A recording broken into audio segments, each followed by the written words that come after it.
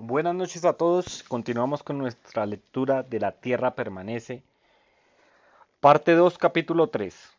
Cuando ISH despertó a la mañana siguiente, ya se había levantado. Descansó un tiempo inmóvil, tranquilo y feliz. Luego, de pronto, se encontró reflexionando y haciendo planes. Al cabo de un rato, se sintió de mal humor. Piensas demasiado, se dijo. ¿Por qué no podía él, como los otros, sentirse satisfecho y feliz sin atormentarse con el futuro e imaginar constantemente qué pasaría en las próximas 24 horas o los próximos 24 años? ¿Por qué no podía disfrutar de 60 segundos de calma? No, su mente era un continuo torbellino, una máquina. ¿Una máquina? Era tiempo justamente de pensar en máquinas. Aquella serena felicidad entre vigilia y sueño se había desvanecido. De un manotazo apartó la manta. La mañana era clara y soleada, aunque casi hacía frío. Salió al balconcito y se quedó mirando al oeste. Con el curso de los años los árboles habían crecido, pero veía aún la cima de la montaña y la bahía con los dos grandes puentes. Los puentes, sí, los puentes, eran para él la más emocionante reliquia del pasado. Para los niños los puentes no eran muy distintos de las lomas o los árboles. Estaban ahí y eso era todo. Pero para él y SH los puentes eran testimonio del poder y la gloria de la civilización muerta. Así en otro tiempo, algún bárbaro, burgundio o sajón, habría contemplado un acueducto o un arco de triunfo romano. No, la comparación no era exacta. El bárbaro se había contentado con sus tradiciones, era dueño de su propio mundo. Él y SH se parecía más a un último sobreviviente del mundo romano, senador o filósofo, confundido entre los bárbaros, que medía ante las ruinas de una ciudad desierta, ansioso e indeciso, pues sabe que no se encontrará otra vez con sus amigos en los baños, ni verá desfilar por las calles las cohortes. La historia se repite, pensó, pero siempre con variantes. Sí, a menudo pensaba en el lejano pasado. La historia no se repetía como un niño torpe repite una y otra vez su tabla de multiplicar, como un artista conservaba la idea pero cambiaba los detalles, como un compositor que desarrolla variaciones sobre un mismo tema. Lo susurraba en un tono menor, lo retomaba en un tono más grave y lo hacía cantar en los violines o estallar en las trompetas. Estaba de pie, en pijama y el balconcito, y se sentía la brisa que le acariciaba la cara. Aspiró profundamente y advirtió que el olor mismo del aire había cambiado. En los viejos días uno no advertía casi nunca el olor característico de la ciudad. Gasolina, comida, desperdicios y hasta sudor humano. Ahora el aire tenía esa pureza de los campos y las praderas montañosas. Pero los puentes, los miró como si buscara una luz en las tinieblas. No iba desde hacía años al Golden Gate, a pie o aún en carrito. La distancia era considerable y habría que descansar una noche. El aspecto del puente de la bahía no había cambiado. Recordó cómo había sido en otro tiempo. 6 filas de automóviles, camiones, autobuses, trenes eléctricos que corrían ruidosamente por el nivel inferior. Ahora solo había un coche en el puente, la coupe abandonada en el extremo oeste. La licencia del conductor colgaba aún del volante. John S. Robertson, o quizás James T. No se acordaba. Calle tal, número cual, de Oakland. Los neumáticos se habían desinflado y la pintura antes de un verde brillante era ahora gris como el musgo. A simple vista, los cambios son evidentes. Los pilones que esconden las cabezas en las nubes de verano, los cables de varios kilómetros de longitud, las vigas de acero ya no brillan al sol como la plata. La herrumbre los ha recubierto de un oscuro sudario, pero los pájaros han manchado de blanco la cima de los pilones. Sí, desde hace más de 20 años las aves marinas, gaviotas, pelícanos, cormoranes se posan en el puente, y en los muelles corren las ratas, se pelean animal y multiplican, y en la marea baja se alimentan de mejillones y cangrejos. En la ampliada calzada por donde nadie pasa ahora, hay muy pocos cambios, solo unas pocas grietas y asperezas. Arrastrado por el viento, el polvo se ha depositado en las rendijas y rincones, y allí crecen las hierbas y el musgo. La estructura interior del puente está intacta. La herrumbre ha roído apenas la capa protectora. En el lado oeste, durante las tempestades, las olas golpean los despintados pilones de acero y la sal acelera la obra de la corrosión. Un ingeniero, si hubiera ingenieros, menearía la cabeza y ordenaría el cambio de algunas piezas. Pero nada más. En la resistente estructura del puente la civilización desafía aún los ataques del mar y el aire. ISH salió de su ensueño y fue a afeitarse. El limpio contacto del acero era agradable y estimulante a la vez. Animado por las perspectivas del día, trazó sus planes. Haría que se reanudase el trabajo en los pozos.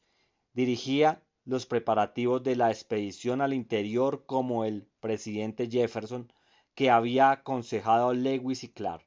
Intentaría poner en marcha un coche. Quizá, pensó alegremente, tomaría otra vez el camino, en el sentido literal, pero también en el sentido figurado. Un camino que llevaba al renacimiento de la civilización. Acabó de afeitarse, pero la operación había sido muy agradable.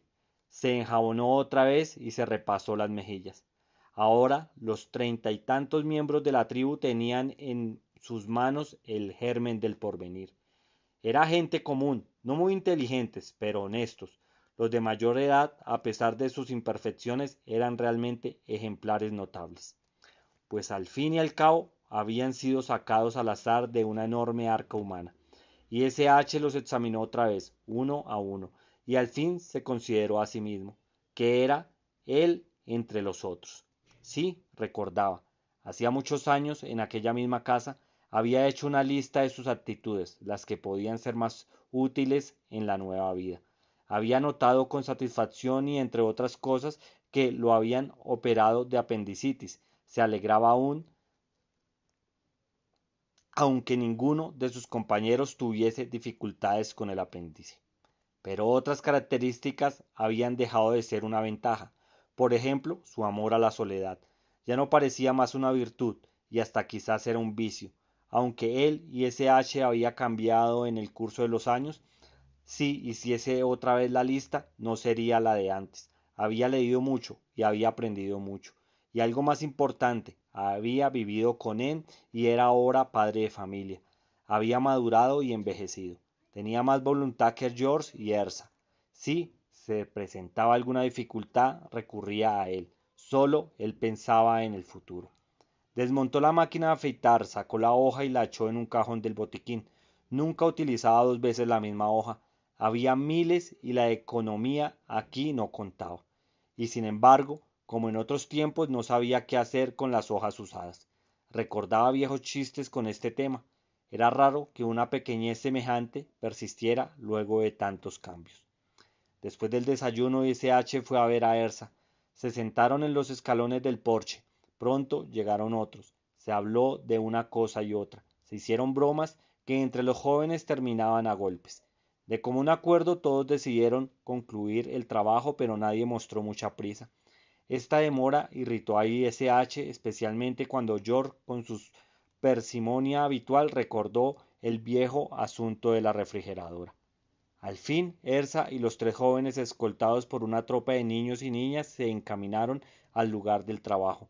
De pronto, como arrastrados por un entusiasmo frenético, todos, incluso Erra, echaron a correr, y SH vio que Evie corría también con el rubio cabello al viento.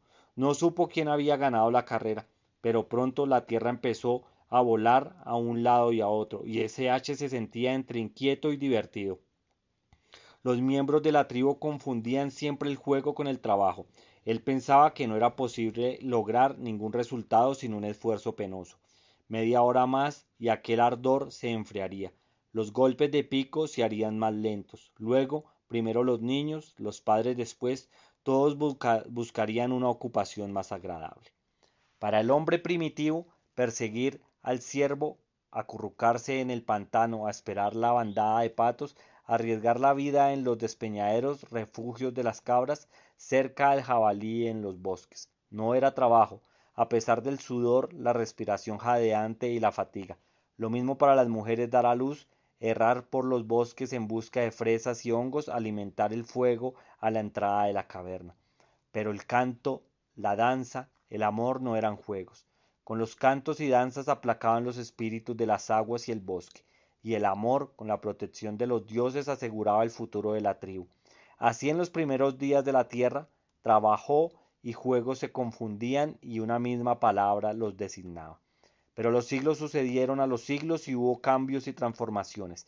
El hombre creó la civilización y sintió un inmenso orgullo. Y uno de los primeros ciudadanos de la civilización fue el de separar el trabajo del juego. Esta división fue pronto más profunda que la anterior entre el sueño y la vigilia.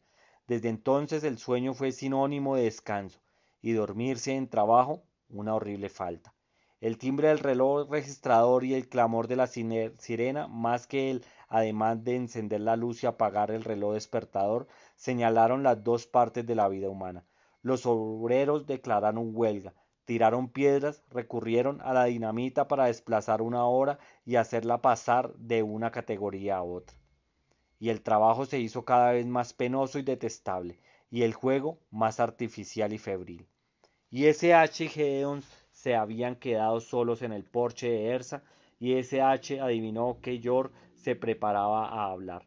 Es raro, pensó, en general la gente no hace una pausa hasta que ha dicho algo. George hace una pausa antes de hablar. Y bien, dijo George, e hizo otra pausa. Y bien, buscaré unos tablones para las paredes de los pozos, cuando sean más profundos. Perfecto, aprobó I.C.H. George haría su trabajo. En los viejos días había adquirido el hábito del trabajo, y quizás nunca había jugado realmente. George fue a buscar sus tablones, e I.C.H. se unió a Dick y Bob, que habían estado preparando los perros. Los dos jóvenes lo esperaban ante su puerta con tres cochecitos, listos para partir. En uno de los carruajes asomaba el cañón de un rifle. Y S.H. reflexionó un momento. ¿No olvidaba nada? Le parecía que le faltaba algo. Oye, Bob, dijo, ve a buscar mi martillo. ¿Quieres? ¿Para qué? No sé, puede servir para abrir una puerta. Un ladrillo bastaría, objetó Bob, pero obedeció. Y S.H. tomó el rifle y revisó el cargador. Nadie se alejaba de la casa sin un arma. Había pocas probabilidades de tropezar con un toro enfurecido o una osa con su cría, pero era mejor ir prevenido. A veces S.H. despertaba sobresaltado en medio de la noche recordando la vez que lo había perseguido los perros. Bob llegó con el martillo y se lo dio a su padre, y S.H. lo tomó por el mango y sintió enseguida una rara sensación de seguridad. El peso de la herramienta, el viejo martillo que había descubierto poco antes que lo mordiera la serpiente, era tranquilizador, y S.H. pensaba a veces en ponerle un mango nuevo, aunque hubiera podido buscar también otro martillo. En realidad la herramienta no era muy práctica, lo empleaba por tradición todos los años para grabar los números en la roca, pero aún entonces hubiera sido más útil un martillo más liviano. Echó el martillo en el coche, a sus pies, y le pareció que todo estaba bien ahora. ¿Listos?, le preguntó a Dick y Bob, y en ese instante algo le llamó la atención. Un niño, oculto apenas entre los matorrales, observaba los preparativos de partida, y S.H. reconoció la menuda silueta. Joy. Llamó impulsivamente. ¿Quieres venir? Joy salió de los matorrales, pero no se adelantó. Tengo que ayudar en los pozos, dijo. Tanto peor. Cavarán sin ti. Es decir, añadió S.H. mentalmente, no cavarán ni contigo ni sin ti. Joy no esperó más. Era evidentemente lo que deseaba. Corrió al cochecito de I.C.H. y se acurrucó a sus pies con el martillo en las rodillas. Los perros partieron a toda velocidad, con su habilidad explosiva de ladridos. Los otros dos carritos se lanzaron detrás. Los muchachos gritaban y los perros hacían coro. Los dogos que guardaban las casas ladraban también. Parecía que hubiese estallado un motín. Encogido detrás de sus 6 perros, y S.H. se sintió ridículo como en una cazorra de carnaval. Ya en marcha, los perros no malgastaron el aliento y en ladridos y adoptaron un paso más lento, y S.H. repasó sus planes. Hicieron el primer alto en un viejo puesto de gasolina.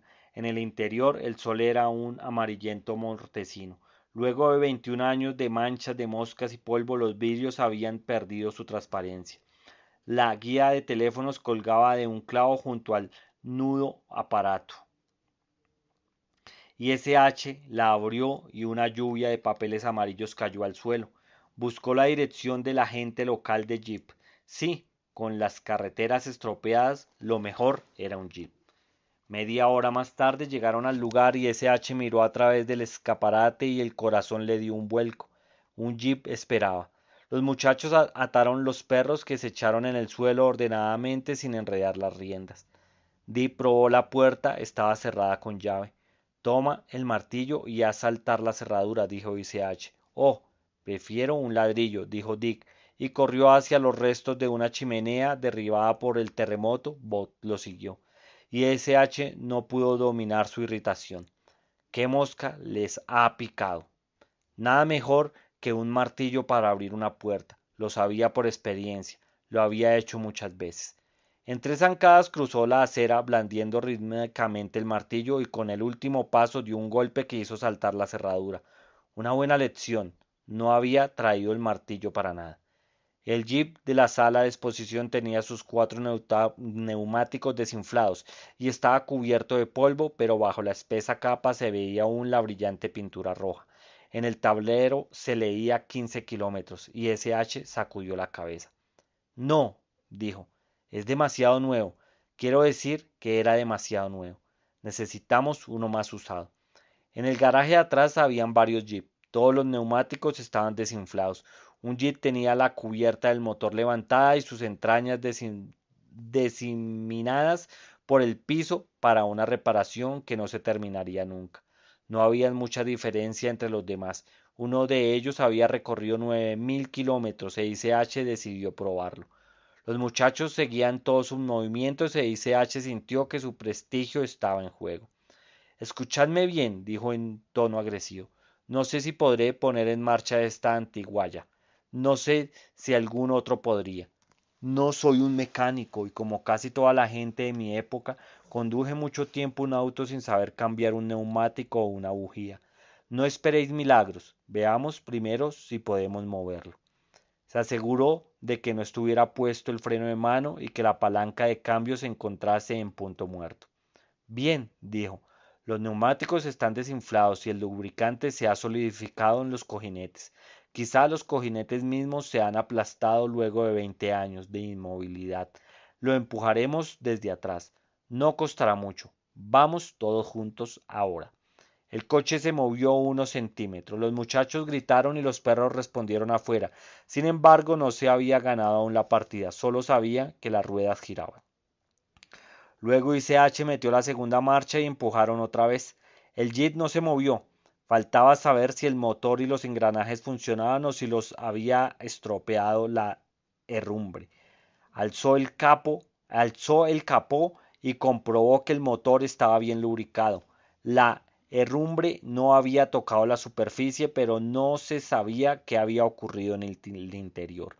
Los muchachos lo miraban expectantes y SH pensó, buscando una solución, podía probar otro coche. Podía atar los perros al jeep, se le ocurrió otra idea. El jeep del motor desarmado estaba a unos 3 metros en línea recta. Utilizándolo como catapulta quizás pudiera mover el otro jeep. Podían también romperle algo, pero eso no importaba. El motor zumbó en un tono cada vez más agudo y al fin con un rugido volvió a la vida. Los muchachos gritaron y CH pisaba complacido el acelerador. Se sentía orgulloso de esta victoria del mundo civilizado, del trabajo honesto y consciente de los mecánicos e ingenieros que habían creado un motor que aún funcionaba después de 21 años. Pero cuando se agotó la gasolina del carburador, el motor se detuvo bruscamente. La cebaron y le pusieron en marcha varias veces y al fin la vieja bomba succionó gasolina del depósito y el motor funcionó sin detenerse. Los neumáticos eran ahora la mayor dificultad. Bueno, después de cambiar los neumáticos era hora de almorzar. No se molestaron en encender un fuego y comieron un almuerzo frío, de distintas conservas, guisantes, sardinas, salmón, pate de foie, cornet beef, aceitunas, frutos, sacos, espárragos. El postre fue melocotón y ananas en su jugo. Cuando acabaron de comer, limpiaron las cucharas y los abrelatas y se los metieron en el bolsillo. Las latas vacías quedaron allí. Había tanta basura en la calle que nada importaba un poco más. Los muchachos, advirtió ICH complacido, estaban ansiosos por volver al trabajo, parecían entusiasmados por aquella victoria sobre el mundo de la materia. A ICH, aún poco cansado, se le había ocurrido algo nuevo. Muchachos, dijo, ¿os creéis capaces de cambiar vosotros solo las ruedas? Claro que sí, dijo Dick, algo perplejo. Bueno, Joy es muy chico para ayudarlos, y yo me siento cansado. La biblioteca municipal está muy cerca. Joy podría acompañarme. ¿Quieres, Joy? Joy, encantado, ya se había puesto de pie, los otros solo querían volver a sus neumáticos. Y SH se encaminó hacia la biblioteca. Joy, impaciente, corría adelante. Era ridículo, pensó SH, que nunca se hubiese ocurrido llevar allí a Joy, pero no había previsto el rápido desarrollo intelectual del niño. Pensando siempre en reservar la biblioteca universitaria para más tarde, ISH sacaba los libros que necesitaba de la biblioteca municipal y había forzado la cerradura hacía ya muchos años. Empujó la pesada puerta y entró orgullosamente. Joy lo siguió pisándole los talones. Entraron en la gran sala de lectura y caminaron ante los estantes. Joy no decía nada, pero sus ojos devoraban los títulos. Llegaron otra vez al vestíbulo y SH rompió el silencio. Bueno, ¿qué te parece? ¿Son todos los libros del mundo? Oh, no, solo son algunos. ¿Puedo leerlos? Sí, puedes leer lo que quieras. Devuélvelos siempre y ponlos en su lugar para que no se desordenen ni extravíen. ¿Qué hay en los libros? Oh, un poco de todo. Si leyesen todos estos, sabrías bastantes cosas. Los leeré todos. Y SH sintió que una repentina sombra empañaba su felicidad. Oh, no, Joy, eso sería imposible. Además, hay libros aburridos, estúpidos y hasta malos. Pero yo te ayudaré a elegir los buenos. Ahora hay que irse. Tenía prisa por sacar a Joy a la calle. El espectáculo de tantos volúmenes podía hacer daño al niño. Y SH se alegró de no haberlo llevado a la biblioteca universitaria. Eso llegaría más tarde. Regresaron al garaje. Esta vez Joy no corría adelante. Caminaba junto a su padre reflexionando. Al fin se decidió a hablar. Papá, ¿cómo se llaman esas cosas que cuelgan del techo en esa casa? Esas bolas brillantes. Un día me dijiste que antes se encendían y alumbraban. Sí, lámparas eléctricas. Si leo todos los libros, ¿podré encenderlas otra vez? Y SH sintió una emocionada alegría y enseguida un estremecimiento de temor. ¿No iban demasiado rápido? No sé, Joy, dijo en tono que quería ser indiferente. Quizás sí, quizás no. Se necesita tiempo, el trabajo de mucha gente. No hay que apresurarse. Siguieron caminando en silencio y CH se sentía orgulloso de que Joy satisficiera sus ambiciones, pero a la vez aquella victoria lo asustaba. El niño se adelantaba demasiado. La inteligencia no debía superar a los años. Joy necesitaba mayor vigor físico y energía moral. Iría lejos. Un ruido lo sacó de su ensimismamiento. Joy vomitaba sobre un montón de restos. Ese almuerzo, pensó ICH sintiéndose culpable. He dejado que se hartaran de cosas indigestas. Ya le ocurrió otras veces. Pero enseguida pensó que la causa era quizás las emociones y no el almuerzo. Joy se sintió muy pronto mejor y cuando llegaron al garaje descubrieron que los muchachos habían cambiado las ruedas e inflado los neumáticos. Y SH sintió un nuevo interés por el jeep y la proyectada expedición. Sentándose al volante puso otra vez el motor en marcha, los neumáticos aguantaban al menos por el momento, quedaban pendientes los problemas del embrague, la transmisión, la dirección, los frenos y todos los órganos misteriosos y esenciales ocultos en las entrañas de un coche que él solo conocía el nombre. Bob y Dick habían echado agua al radiador, pero podía haber una tubería obstruida y eso bastaría para inmovilizar el jeep. Otra vez se preocupaba por el futuro. Perfecto, dijo, vamos. El motor ronroneaba alegremente y CH pisó el acelerador y el auto se sacudió como si una larga inactividad lo hubiera paralizado.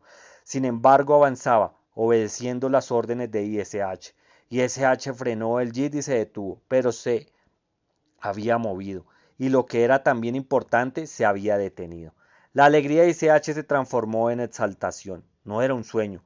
Si es un solo día, un hombre y 3 muchachos habían devuelto a la vida un jeep que no podría ser la tribu en algunos años. Los muchachos soltaron un tiro de perros y ataron el cochecito a uno de los otros, y SH con Joy a su lado arrancó valientemente. En las calles habían montones de escombro que el viento había cubierto con polvo y hojas. El neumático trasero de la izquierda había reventado y CH siguió dando tumbos y al fin llegó poco antes que los cochecitos. A pesar de ese último accidente, el viaje había sido un éxito. Detuvo el jeep frente a su casa y se reclinó en el asiento aliviado.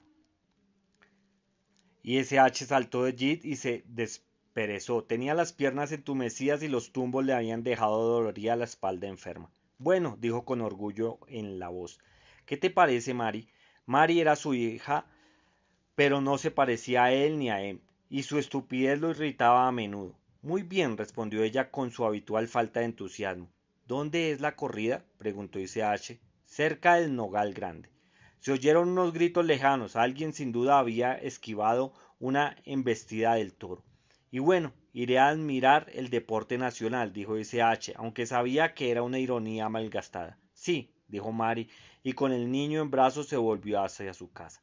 Y SH descendió la loma y atravesó un prado que en otro tiempo había sido el patio de alguien. El deporte nacional, su entrada triunfal había sido un fracaso y no podía dejar de sentir cierta amargura. Otro grito indicó que alguien acababa de escapar apenas de los cuernos del toro. El juego era peligroso, aunque nadie había muerto todavía ni había sido herido en gravedad, y SH lo desaprobaba, pero no se atrevía a oponerse. Los muchachos tenían exceso de energía y quizás sentían la necesidad del peligro. La existencia era en San Lupo demasiado serena y monótona. Recordó a Mari cómo no volverse insensible en aquellas condiciones. Los niños atravesaban las calles sin temor a los autos, y habían desaparecido también muchos otros peligros de la vida cotidiana, los refrigeradores, por ejemplo, y las bombas automáticas. Naturalmente, como gente que vivía al aire libre y usaba hachas y cuchillos, conocían las magulladuras y heridas. Mari se había quemado una vez las manos, y un día un niño de 3 años se había caído del muelle ahogándose, casi. Y CH llegó a un espacio que en otro tiempo había sido un parque cerca de las rocas que se servía de calendario. El toro estaba en el centro de un prado que apenas merecía ese nombre. La hierba de 30 centímetros de altura no conocía a otros jardineros que los ciervos y las vacas. Harry, el hijo de Molly, de 15 años, era el torero.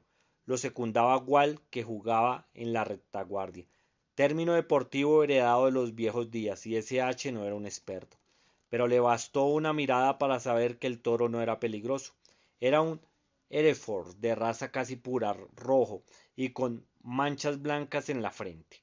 Estos toros vivían en libertad desde hacía varias generaciones y eran ahora de patas más largas, más delgadas y de cuernos más grandes.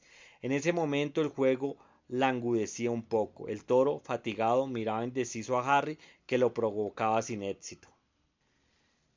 De pronto el toro volvió a la vida y embistió pesadamente con bastante fuerza como para derribar a 20 muchachos, pero Harry saltó a un costado y el toro se detuvo desconcertado.